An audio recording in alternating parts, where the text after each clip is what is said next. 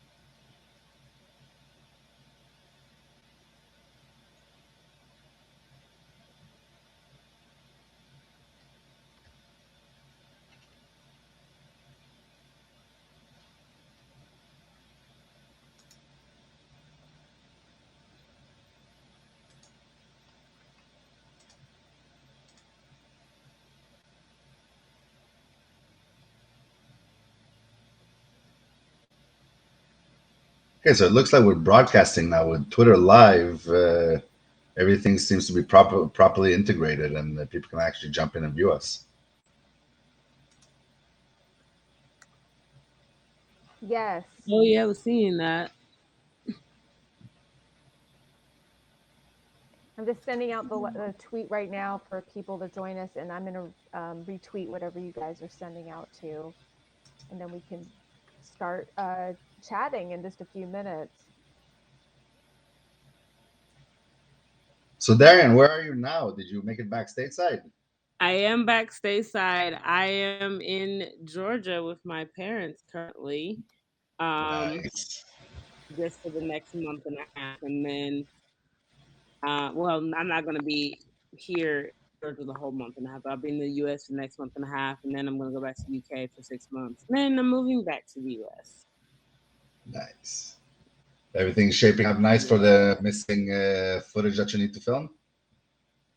Yeah, we got the location, the cast is on board, most of our heads of department are back on board, and we're moving forward with getting things together. Just finalizing things at the university so we can get kit. And then it's a matter of just getting the funds together so that we can finish up. But we've got our dates and everything locked and loaded. Nice. And the camera that you were looking for, you managed to get it? We're waiting. We got to hear back from the university because it's the ARI.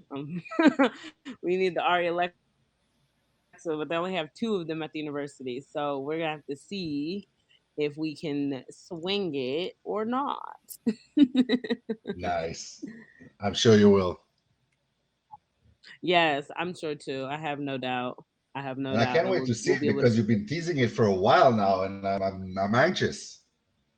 Yes, I'm ready. I'm ready to be done with it. I've been watching and rewatching the footage recently. Um and just like getting myself in the headspace of like, okay, what do we need to do? What needs to be, captured, what needs to be recaptured, blah, blah, blah. Um and I'm ready. Like I think we're gonna do it right this time. We're gonna do it well, and it's gonna be good. It's gonna be great actually. I'm really, really excited to and we're gonna put it to festival. I was talking to my DOP about this. We're definitely gonna run the festival circuit. So I'm excited about Nice. that I'm excited also. too, and I have nothing to do with it. Yes. Well, wait. Once we get it done, when we wrap, I'm gonna make my editor immediately cut a teaser trailer. So I'll make sure to send you a link. Oh, please. Yeah, I got you. I got Nice. you. Nice. I'm still working now. Right now, actually, I'm working on raising the funds for the post production. and I Yeah, actually started writing like an outline treatment for my next project. love So it. I'm trying not to stay idle too long between that and the kids and the job. It's a miracle I can find my left foot. I understand the struggle is real, but we do it. The world spins madly on, and we keep on moving through it all. That's right. And I got into a like into a little bit of a groove. So all of a sudden, a couple hours passed by, and all of a sudden, I wrote like 14 pages. And I go, oh, holy crap! This actually, this.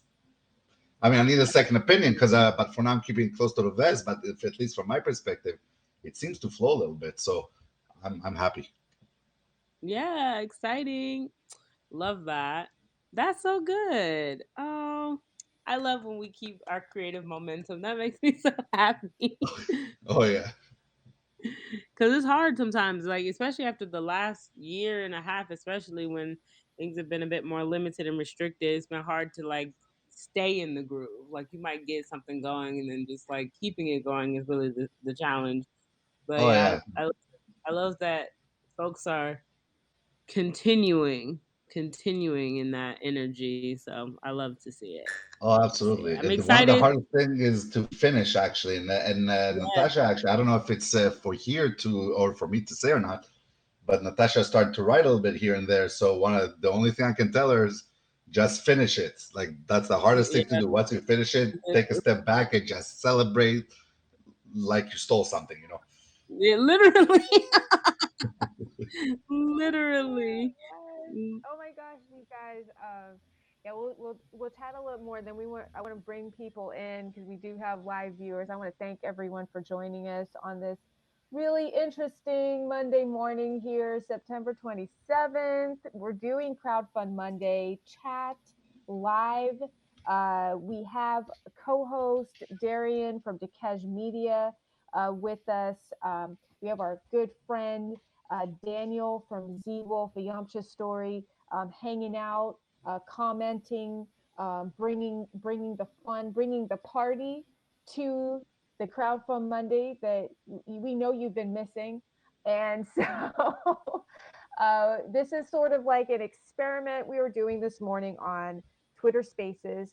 I'm also having, it seems, some connectivity issues with the internet. I think everybody in my neighborhood is on line today, and they're hogging all the internet bandwidth, I guess. I don't know. Who knows? I don't want to blame it on my neighbors, but I'm going to blame it on my neighbors. And so,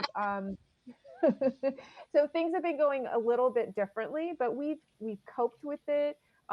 Darian, has been working with me for the last hour on Twitter as we were like going back and forth, figuring out some different things that I could do to get things to work.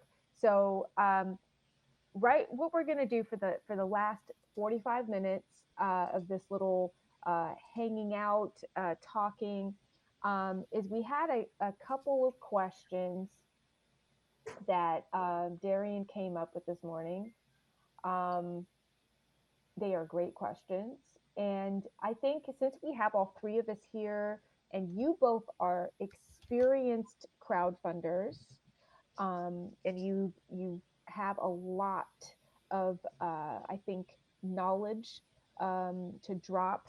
If people are here that are thinking about crowdfunding or are trying to get into crowdfunding, like you can listen to these people and get something very valuable right now. So I'm gonna find those questions. Unless, do you know? Oh, you know what? They're in the chat, right? Yeah, I think so. Let me just find them. And I wanted to actually, I made a tweet of them and I wanted to show them on screen for everyone. But you know what, Darren, if you find it before I do, Yeah. can you add it to the screen? Because I am gonna make sure Let me that see. you are able to do that. Yeah. Yay. Um, yeah, they're really good questions that I think will be good for us to address. How do you feel about answering some questions today, Z Wolf? Yeah, no problem. I haven't even had my coffee yet, guys. Um, This has been like I know it's like it was just like an hour and a half straight of just like technical glitches. It was crazy. Yeah. Um, but yeah, to answer your question, Daniel, you're saying, or maybe you were just stating for everyone that I'm writing. I am writing. Like this is the first time that I've ever written a script, like properly, I guess you could say, because I took a class. I was accepted into a class at the Sundance Collab. I don't know if that's how you say it, collab or collab. Um, but I was doing that this summer, and that class was in how to write for television. Yeah, what I was saying is that like I don't know if it was for me to say or not, so I was kind of like swallowing my words a little bit. But No, yeah, I was so happy I when you said that. appreciate it. No, I appreciate it. I mean, like I I kind of like have been very shy about the whole writing thing. I'm just getting started here, and I think, like any artist, it's like when we're cautious, we're nervous about putting ourselves out there and saying, "Hey, I'm doing this thing." But yeah, like it's been a great experience, and I just finished last night. Like yesterday was just like insane amount of writing because I haven't had time to do it any other time. So I was just like, let me just get it all done, and I learned a very hard lesson to like not do that ever again. That like my fingers like nearly fell off, like my eyes nearly fell out, like that it was just too much writing in one day. So yeah, I'm never gonna do that. But um when you're in the zone, you're in the zone. I mean, when I go through a draft here and there, I usually try and step away from it for like a few weeks to a month to kind of like recharge the battery and come back with a fresh perspective. So when you read it again, you kind of get like that feeling like, what was I thinking when I wrote that? You know? So you get like a different angle, like a more like an option B to your option A kind of thing. So yeah, when you write in the zone, and it's just my opinion, I'm nobody's expert. Just go for it. Just let it all out and step away and come back to It's it was true. more that I had an assignment due. It needed to get turned in. So I was like, I better get this done. So it. yeah, it was like there was a time limit and I just needed to get it done. I won't be doing that. Like I'll definitely be taking your advice, like, like step away, like do a little bit and like all that. Yeah. Cause woo, that was too much. I can't wait to see it. Actually, Yeah, it'll be a minute. oh, I'm sure I got a few minutes in my lifetime. Yay! Yeah, so that thank you for asking. Really excited. Really excited. I mean, it's not the I haven't started writing the script yet. I'm at the outline phase, outlining, which that's what they were that was the point of the course, was to teach you how to outline a script properly. That's the pitch, basically. I guess. I guess. I don't know. Yeah, Is that because when what you the pitch, pitch is? let's say, some kind of an idea, nobody wants to read an entire episode. They want to get the gist of it relatively quickly. Yeah, it's Okay. true. Yeah. Yeah, well, so this outline is like at the moment it was the outline for the pilot episode. So it's not the outline for like the entire series, it's just the outline for one episode. It should basically, I mean, and again, I'm not an expert by anything out of at least the two of us. You're the one that's way more qualified, but basically, the outline is supposed to represent the principle of what you're pitching. So it should be kind of encapsulated in the pilot episode. Oh, I see. Okay. Well, we'll find out. Oh, I'm I'm very crossing everything I can possibly cross, just making sure that all the good vibes come to you and that you finish it and that we get to see Yay. it. Yay. Yes, thank you. So that's what I was working on yesterday, and why, like, I guess, yeah, today, I don't know, these glitches are just something else. But as far as like getting ready, like I had been talking with Darian over the weekend, and they said, "Hey, I have, uh, I'll, let's like figure out some different ideas of what to talk about." And then this morning, they just came up with all these like cool questions. So I am still trying to find them, and I can't find them. Did you find it? I know Yeah, I. put them on the screen already. Hey, thank you. See, that's why you're the co-host. So let me just pull this Twitter handle away from there for a second so we can see this a bit bigger, and pull out that from there. There we go. So today's questions, courtesy co-host Dekej Media. Um, what scares you most about the crowdfunding experience? Let's just start with that. What scares Yeah. you most? And let's start with Z Wolf. All right. Like I haven't spoken enough already. No, Uh, you're fine. We can't get enough. Come on. Yes. Let's good. go. Well, what scares me the most about it is basically like maybe every person is a little bit, most likely every person is a little bit different, but for me, I have to get past the idea that it sounds like begging. So people get that perception of you with, and that's not the case. You basically uh, e- whether it's a studio movie or whether it's anything else, you need backing. And because if everybody had their own money to do their own thing, there'd be no major studios. Somebody needs to finance it, and it gives a chance to people who don't own the studio to actually participate. So the stigma or the notion or the feeling that you might have that it's some sort of like essentially uh, begging, that's the kind of thing that scares me a little bit. But it should be considered like a me problem and trying to work through that. No, I get I that. hope that answers the question. No, that was a great answer. I totally understand that struggle. Um, you know, because yeah, it's a situation where you're like the balancing the language especially I think helps with that, but it's still a thing internally where you're just like, I just sound like I'm just desperate for funds, or I need, money, or I'm just so poor. And the thing is, it's just like filmmaking is expensive. That's really what it is. Yeah, It's just really expensive to make films. And so it's like getting past that whole lump of like, or that hump of like, I am not begging.